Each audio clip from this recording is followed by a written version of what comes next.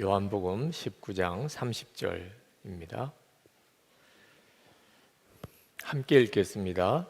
예수께서 신포도주를 받으신 후 이르시되 다 이루었다 하시고 머리를 숙이니 영혼이 떠나가시니라. 아멘.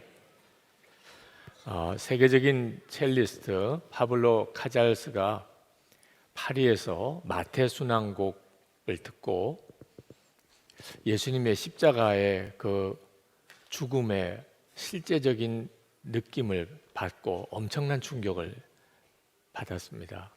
그가 2개월 동안 알았다고 그랬습니다.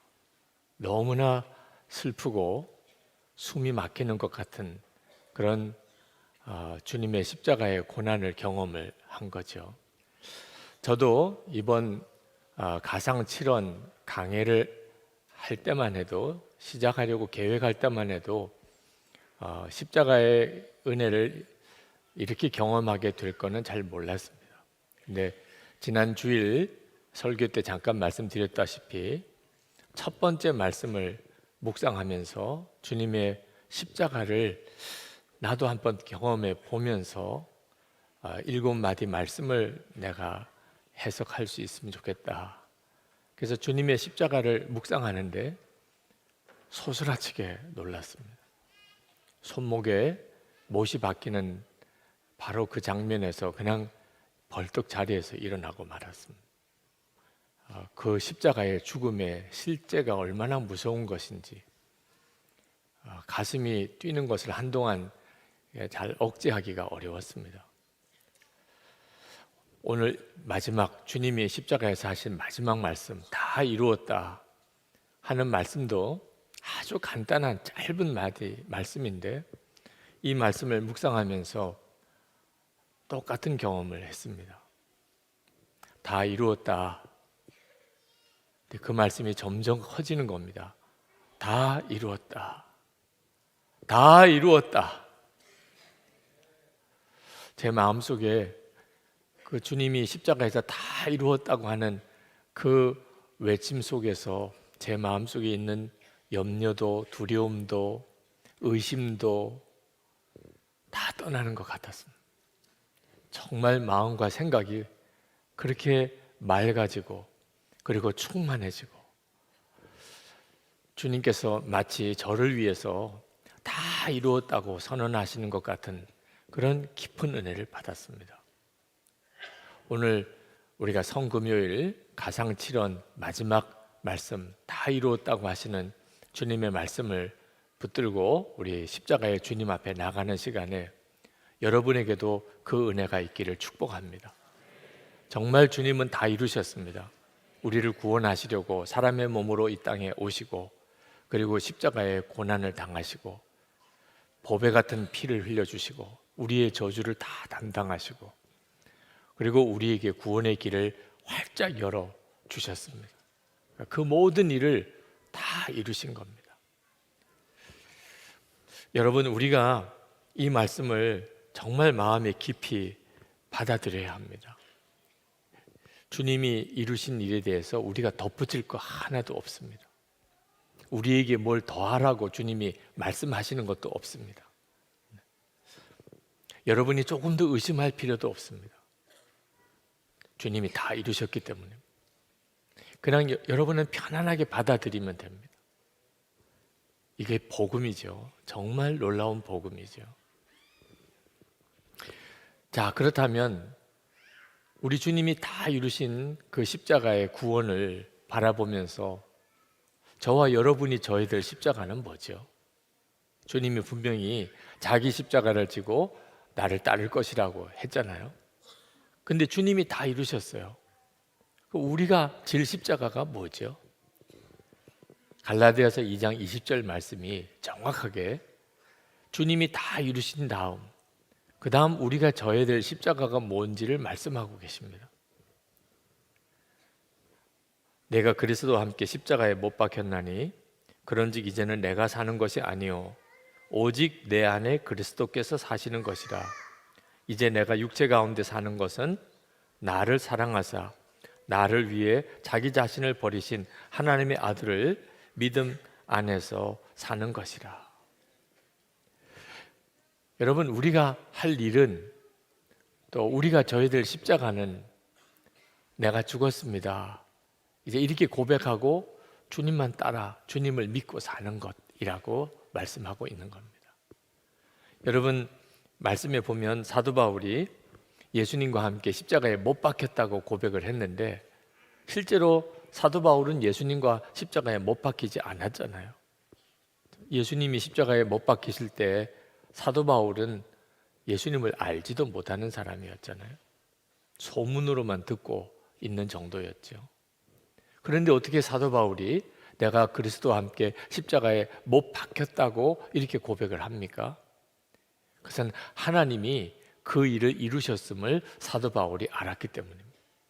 하나님이 무슨 일을 하셨죠? 예수님이 십자가에서 이렇게 죽음을 당하시고 다 이루었다고 선언하실 때 하나님은 무슨 일을 하신 거죠? 예수님만 십자가에 죽으신 게 아니었습니다. 로마서 6장 4절에 보면 놀라운 일을 하나님이 하셨음을 말씀하고 있습니다. 우리가 그의 죽으심과 합하여 세례를 받음으로 그와 함께 장사되었나니 이는 아버지의 영광으로 말미암아 그리스도를 죽은 자 가운데서 살리심과 같이 우리로 또한 새 생명 가운데서 행하게 하려 함이라. 예수님이 십자가에서 죽으실 때 하나님이 이루신 놀라운 일을 아셔야 합니다.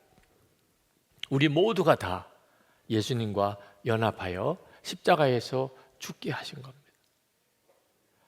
여러분이 이 사실을 정확하게 알아야 십자가를 아는 사람입니다. 십자가는 예수님이 죽으신 십자가이심과 동시에 저도 여러분도 죽은 십자가입니다. 하나님이 그렇게 하셨습니다. 세례를 받을 때 이 믿음입니다. 여러분이 세례를 받았다면 예수님이 달린 저 십자가, 나도 달린 십자가, 그 사실이 믿어져야 세례받는 믿음을 가진 것입니다. 여러분, 주님께서 다 이루셨다고 하셨는데 나도 죽었습니다 라고 고백하는 사람에게만 이 말씀이 이루어집니다. 주님은 다 이루셨어요. 그러나 실제로 그 주님의 십자가의 구원을 실제로 누리는 사람은 지극히 적습니다. 교회를 다니는 사람들 중에도 지극히 적습니다. 오늘 이 밤에 여러분에게 정말 드리고 싶은 말씀이고 주님의 감동입니다. 주님이 다 이루셨어요.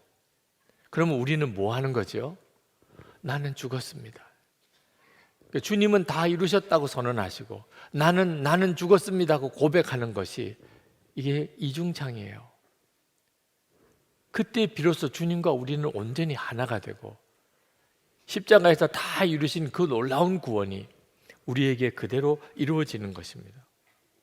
이재철 목사님이 설교하시는 중에 그 교회 세례식이 있었던 모양인데 세례 간증을 소개를 하더라고요. 그분이 이런 간증을 하셨습니다. 왕국이 있었습니다. 지혜롭고 전지전능한 힘을 가진 왕이 다스리고 있었습니다. 그 왕국의 성곽을 지키는 장수 중에 무술이 뛰어나고 지혜와 능력을 갖춘 사람이 있었습니다. 자신의 능력과 지혜에 감사할 줄 알았고 주어진 일에 항상 성실했고 행복한 가정을 이루며 살았습니다. 어느 날 왕으로부터 부름을 받았고 왕 앞에서 충성을 맹세한 다음 적으로부터 왕국을 지키라는 명령을 받았습니다. 그런데 왕은 그에게 칼을 버리고 갑옷을 벗게 하셨습니다.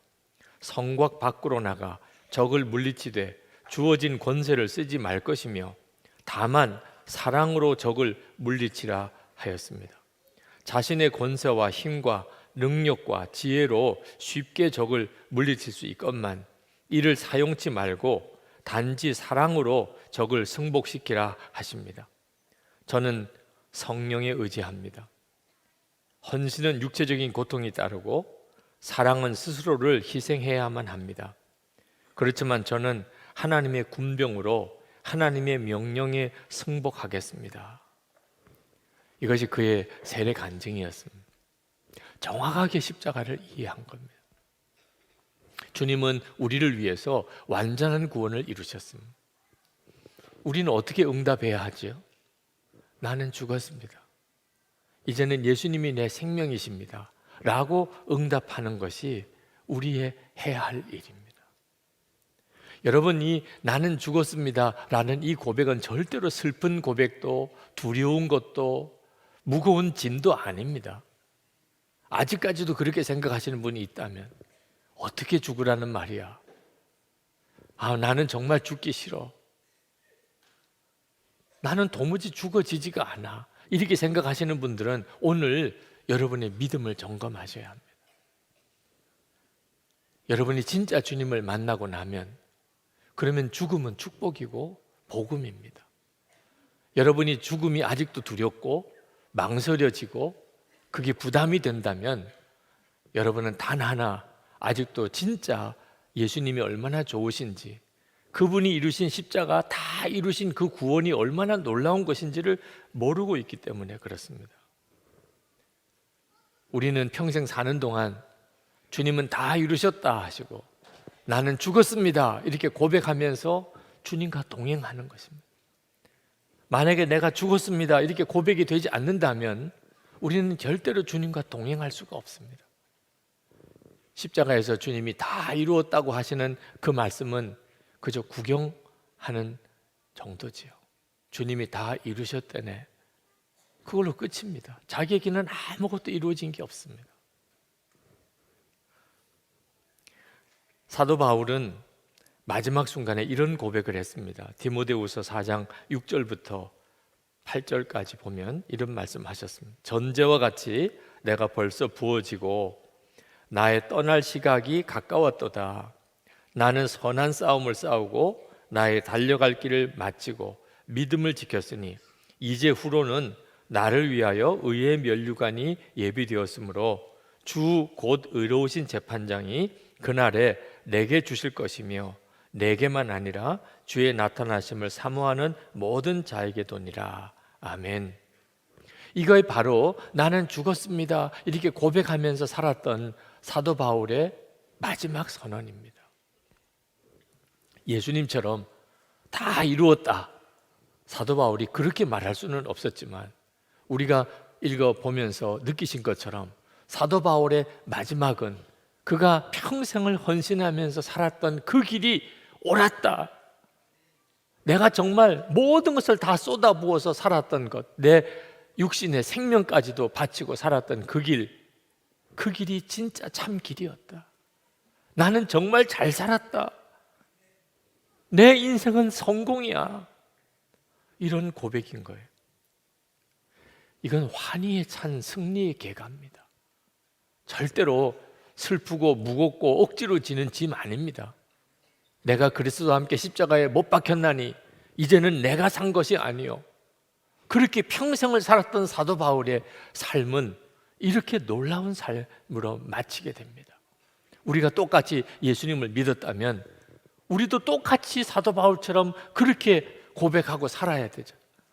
내가 그리스도와 함께 십자가에 못 박혔으니 이제는 내가 산 것이 아닙니다. 내 안에 그리스도가 사시는 겁니다.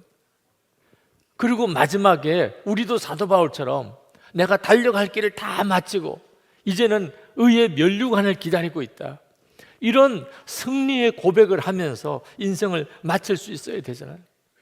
편안하게 죽는 것만 축복 아닙니다. 영광 가운데 죽음을 맞이하는 것이 우리에게 허락하신 하나님의 계획입니다. 우리의 죽음이 영광스러운 죽음이 되어야 하는 거죠. 어떻게 사도 바울은 그렇게 살 수 있었을까요? 빌립보서 3장 12절에서 14절에 보면 사도 바울은 이렇게 고백합니다. 내가 이미 얻었다 함도 아니요 온전히 이루었다 함도 아니라 예수께 잡힌 바 된 그것을 잡으려고 달려가노라. 이런 고백을 했습니다.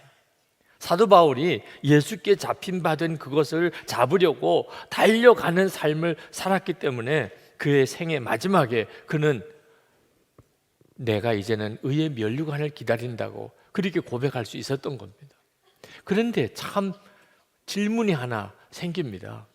사도 바울은 분명히 내가 죽었다고 고백하면서 예수님과 함께 십자가에 내가 못 박혔다고 고백하면서 달려가기는 뭘 또 달려갑니까? 죽었기 때문에 영성일기 못 쓰겠다는 분도 계셨는데 죽었으면 끝난 거죠 뭐. 나는 죽었는데 뭘 달려가요? 죽은 사람이 뭘 달려가요? 사도 바울의 말씀을 보면 모순입니다. 분명히 내가 그리스도와 함께 십자가에 못 박혔나니 이제는 내가 산 것이 아니요 내 안에 그리스도가 사시는 것이라고 해놓고, 또 빌립보서에 가서는 내가 예수께 잡힌 바 된 그것을 잡으려고 달려간다고 말을 하니 좀 헷갈릴 만도 하죠. 여러분, 예수님 안에서 내가 죽었다는 게 뭔지를 정확하게 모르니까 이런 갈등이 생기는 겁니다. 우리 옛사람, 우리가 예수님과 함께 십자가에서 죽은 것은 우리의 옛사람인데, 옛사람은 죄의 종이었습니다. 만약에 우리의 옛사람이 죽지 않았다면 우리는 예수님께 사로잡힌 바 된 그것을 향하여, 주님을 향하여 달려가지 못합니다. 옛사람은 죄의 종이기 때문에 예수님에게로 달려갈 힘이 없습니다. 주님께로 가고 싶어도 갈 수가 없습니다. 죄의 종이고 육신의 종이고 마귀의 종이기 때문에 그는 평생 바로 살아보려고 하다가 무너지고, 좀 제대로 믿어보려고 하다가 무너지고, 뭔가 조금 결심한 것을 가지고 살아보려고 하다가 좌절하고, 그러다가 한평생을 끝냅니다. 인생 끝날 때 아무것도 한 것도 없고, 내가 왜 한 생애를 살았는지 이유도 알 수가 없고, 그렇게 허무하게 인생을 끝내는 것이 죽지 않은 옛사람으로 사는 사람의 삶입니다. 그런데 예수님께서 십자가에서 다 이루셨다, 우리가 더 이상 옛사람으로 살지 않도록 예수님께서 우리와 함께 십자가에 죽으심으로 우리 옛사람이 십자가에 못 박혀버렸습니다. 그래서 어떻게 됐습니까? 이제는 우리는 죄의 종 아닙니다. 이제는 어쩔 수 없이 죄 짓고 사는 그런 사람 아닙니다. 이제는 우리는 자유함을 얻었습니다. 죄에서 자유함을 얻었습니다. 우리는 이제 예수님을 향하여 달려갈 수 있는 힘을 얻었습니다. 사도 바울이 말씀하는 게 그 말씀입니다. 그가 죽었기 때문에 예수님을 향하여 달려갈 수 있었던 겁니다. 그가 죽지 않았다면 그는 절대로 주님을 향하여 달려갈 수 없었습니다. 죽은 사람이 뭘 달려가느냐, 여러분 절대로 그렇게 생각하시면 안 됩니다. 십자가에서 죽었기 때문에 그는 예수님을 향하여 달려갈 수 있었던 겁니다. 지금 이 자리에도 수십 번 결심하고 결단하지만 결심하고 결단한 대로 살지 못한 사람들 얼마나 많습니까? 그게 여러분의 경험 아닙니까? 왜 그렇습니까? 여러분 자신이 십자가에서 죽었음을 아직도 진짜 믿고 받아들이지 못하니까, 옛사람이 정말 십자가에 못 박힌 그런 은혜 가운데 살지 못하니까 계속 그 옛사람으로 살아가는 거예요. 하나님은 우리 자신에게 어떤 기대를 갖지 않으십니다. 우리가 예수님 안에서 정말 죽어져야 합니다. 그때부터 예수님의 생명으로 사는 역사가 일어나는 겁니다. 똑같은 예수를 믿어도 삶의 결과가 완전히 차이가 나는 이유는 오직 하나, 예수님을 어떻게 믿었느냐에 따라 달라지는 겁니다. 1946년에 미국 복음주의자 전국연합회라는 단체에서 그 최근 5년 동안 미국의 가장 뛰어난 설교자들 리스트를 쭉 정리를 해서 그것을 발표하는 그런 아티클이 있었습니다. 그때 제일 첫 번째 순위로 꼽힌 사람이 척 템플턴 목사라는 아주 젊은 설교가였습니다. 어떤 신학교 총장은 이 템플턴 목사를 오늘 미국의 설교에 있어서 가장 재능이 뛰어난 젊은 목사다, 그렇게 그를 축켜 세웠습니다. 많은 사람들이 이 템플턴 목사가 언젠가는 D.L. 무디처럼 또는 빌리 썬데이처럼 위대한 복음 전도자가 될 것이라고 믿었습니다. 그러나 결과는 완전히 달랐습니다. 이 템플턴 목사는 나중에 그가 학적인 교만에 빠져서 불가지론자로 전락합니다. 그가 마지막에 썼던 책, 세상 떠나기 바로 전에 썼던 책 제목이 하나님이여 안녕, 그런 제목의 책을 썼습니다. 그런데 그 템플턴 목사가 한참 그렇게 설교 사역자로서 유명할 그때 당시에 그 척 템플턴 목사와 함께 동력했던 젊은 목사 한 사람이 또 있었습니다. 1946년에 나왔던 그 미국 복음주의자 전국연합회 아티클에는 이름도 거론 안 된 사람입니다. 그런데 그 사람이 누구였느냐 하면 빌리 그레함이었습니다. 여러분, 사람의 재능, 그건 그 사람의 미래를 보장해 주는 게 아닙니다. 그가 진짜 예수님과 죽고 이제는 예수님의 생명으로 살았느냐에 모든 것이 달려 있습니다. 오늘 이 시간에 여러분 자신에 대해서 좌절하시는 분, 여러분 스스로에 대해서 실망하신 분, 더 이상 여러분 자신에 대해서 소망을 갖지 못하시는 분들, 여러분에게 진짜 십자가가 필요합니다. 주님은 여러분 안에서 새 생명으로 사시는 역사를 십자가에서 이루셨습니다.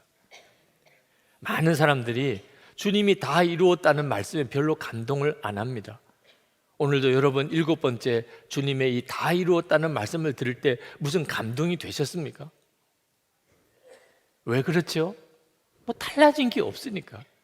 주님은 십자가에서 다 이루셨다고 하셨지만 뭐가 달라진 게 없으니까.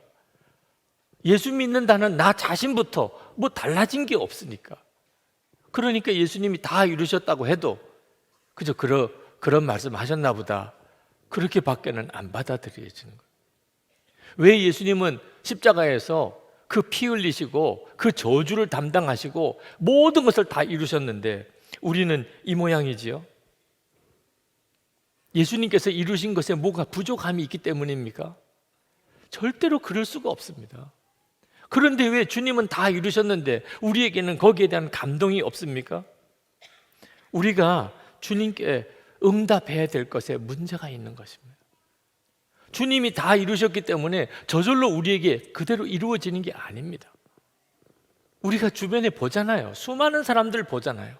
예수님은 십자가에 그 피 흘리고 죽으셨지만 아직도 복음 자체를 거절하고 부인하고 방황하는 사람들 얼마나 많으며, 예수를 믿겠다고 하는 사람들 중에도 예수를 믿고서도 여전히 행복하지 못하고 진정으로 삶의 기쁨을 누리지 못하고 구원에 거듭난 삶을 살지 못하는 성도들도 많잖아요. 뭐가 부족한 거죠? 뭐가 문제가 있는 겁니까? 주님은 다 이루셨다고 선언하셨는데 나는 내가 죽었습니다, 이렇게 반응이 안 되기 때문입니다. 우리는 여전히 나는 안 죽었나 봐. 여러분이 지금 그러고 있지 않습니까? 나는 안 죽었나 봐. 어떻게 예수님만 바라보고 살아? 아유, 거룩하게 사는 것도 너무 힘드네. 제자로 사는 것도 너무 힘드네. 교인으로 사는 것도 너무 힘드네. 영성을 쓰는 건 더 힘들고. 이러고 있지 않습니까 지금? 아니, 예수님이 주님 십자가에서 다 이루셨어요. 그런데 나는 어떻게 반응합니까? 나는 아직 안 죽었나 봐. 그러니 주님이 다 이루셨다고 하는 것이 실제로 우리에게 이루어지지 않는 거예요. 우리가 져야 될 십자가가 뭡니까? 오늘 다 이루신 주님 앞에서 여러분이 지금 져야 될 십자가가 뭡니까? 나는 죽었습니다. 사도 바울의 그 고백, 예수님과 함께 나는 십자가에 못 박혔습니다. 이제는 내가 사는 거 아닙니다. 이제는 내 안에 예수님이 사시는 겁니다. 여러분이 이렇게 고백하는 것입니다. 예수님은 우리의 구원을 다 이루셨고 우리의 의로움도 다 이루셨고 우리의 거룩함도 다 이루셨고 우리를 영화롭게도 이미 하셨고 예수님과 친밀히 동행하게 하셨고. 안 믿어지시는 분이 있을 거예요. 나는 예수님과 친밀히 동행하는 사람이 아닌데. 주님은 다 이루셨어요. 왜? 우리 안에 오셨으니까. 여러분 안에 오셨으니까. 주님이 하실 수 있는 일은 다 하셨어요. 주님이 다 이루셨어요. 우리에게 부담을 주실 거 아무것도 없으세요. 우리 보고 우리를 구원하라고도 안 하시고, 의로워지라고도 안 하시고, 거룩하게 살으라고도 하시지 않고, 나와 친밀히 동행하기를 위해서 힘쓰라고도 안 하시고, 그건 다 주님이 다 이루셨어요. 우리 보고 하라는 것은 믿으라는 거예요. 믿으라. 주님이 다 이루셨다는 것을 너가 믿으라. 그리고 이제는 너도 주님이 다 이루셨으니, 다 이루신 주님을 내가 믿었으니, 주님 이제는 나는 죽었습니다. 나로 살수록 손해인 거야. 나로 살수록. 나는 죽고 예수로 사는 복음을 받았는데 내가 안 죽을수록 손해인 거야. 안 죽을수록. 주님 이제는 난 죽었습니다. 가정에서도 나는 죽었습니다. 직장에서도 나는 죽었습니다. 교회에서도 나는 죽었습니다. 이제는 예수님으로 살기를 원합니다. 다 이루신 주님이 나를 통해서 역사하시옵소서. 이건 정말 황홀한 일이잖아요. 미국에서 영성일기 세미나 끝나고 제 아내가 사모님 한 분이 일기를 올리신 것을 제게 읽어주더라고요. 마지막 세미나 강의가 끝난 후 주님께 기도할 때 오래 고민해 오던 옛 습관에서 놓여놨음을 깨달았습니다. 그 순간 어제가 광복절임을 기억났습니다. 오늘 옛것에서 놓여난 나의 독립기념일인 것 같아서 만세를 마음속으로 몇 번이고 외쳤습니다. 우리 주님 만세! 우리 주님 만세! 그 사모님 일기를 제 아내가 읽어주는데 제 속에서부터도 만세! 여러분, 우리나라가 해방될 때 어땠겠어요? 그때 우리의 선조들 어땠겠냐 말이에요. 그냥 대한통일 만세! 똥통에 빠지고도 웃었대잖아요. 똥통에서 그 소식 듣고 소리 지르다가 똥통에 빠졌는데 똥 다 뒤집어 쓰고도 우리나라가 독립이 됐더니 그래서 만세를 불렀대잖아요. 나는 죽고 예수로 사는 것은 그것과도 비교도 안 되는 기쁨이에요. 이제는 내 인생에 옛사람으로 살던 나는 죽고 이제는 예수님의 생명으로, 부활의 생명으로 사는 자가 되었으니 진짜 만세 만세를 부를 만하죠. 경북 점촌에 가면 신망애육원이라는 고아원이 있습니다.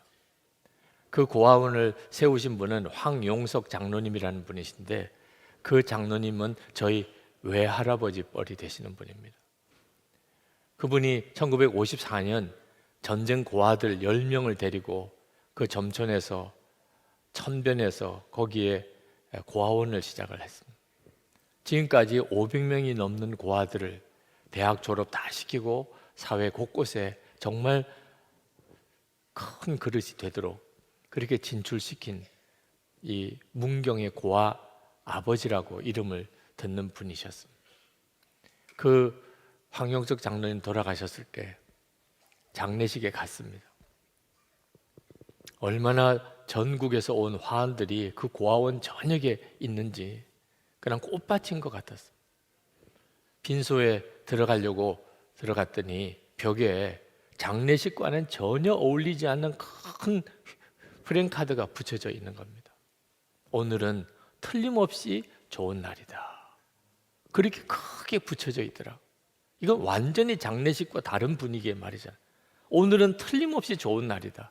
장례식에 무슨 그런 글자를 붙입니까?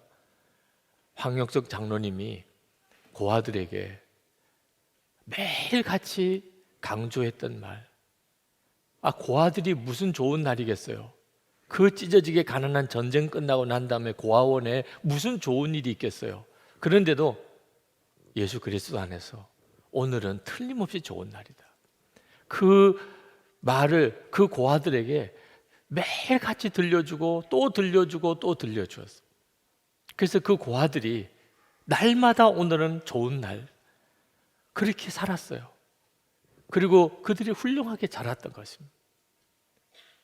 여러분, 이것이 우리 주님이 십자가에서 다 이루신 것에 대한 우리의 반응입니다. 우리의 믿음입니다. 우리가 그 십자가를 지고 주님을 따라가는 겁니다. 주님이 다 이루셨으니 이제는 주님이 생명이시고 주님이시고 왕이십니다. 나는 죽었습니다. 이제 이제는 나는 예수님으로 삽니다. 이건요, 구원의 감격이잖아요.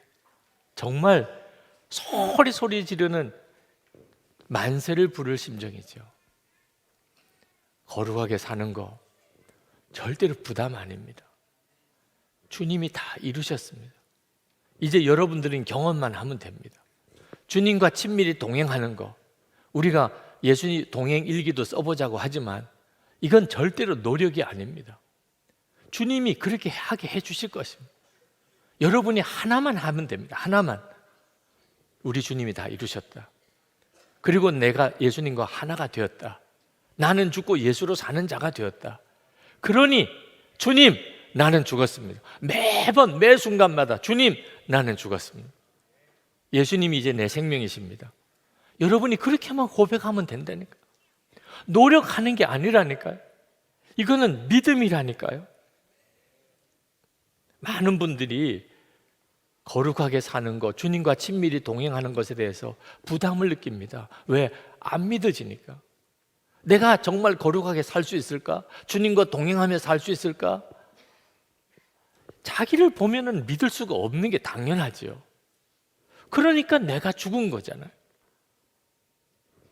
이제는 진짜 주님을 바라보고 살아야 하잖아요. 여러분, 출근길에 개 한 마리가, 풀려난 목줄이 풀린 개 한 마리가 달려들어서 다리를 물었습니다.